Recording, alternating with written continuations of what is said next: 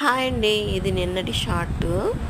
నా Tuesday special మా ఇంట్లో అయితే పీతల కూర ఫ్రై లాగా చేసేసాను అనమాట.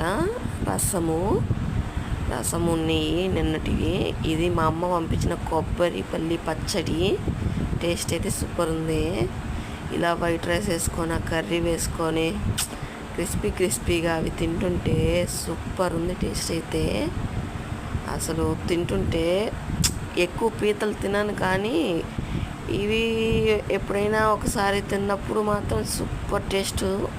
పీతలు చాలా తక్కువగా తీసుకున్నప్పుడు మటుకు ఇలాగా తృప్తిగా చేసుకొని తింటాం అనమాట. చాలా బాగా వచ్చినాయి. కర్రీ అయితే సింపుల్గా చేసేసుకున్నాను, పిల్లల టైం అయిపోతుందని చెప్పి.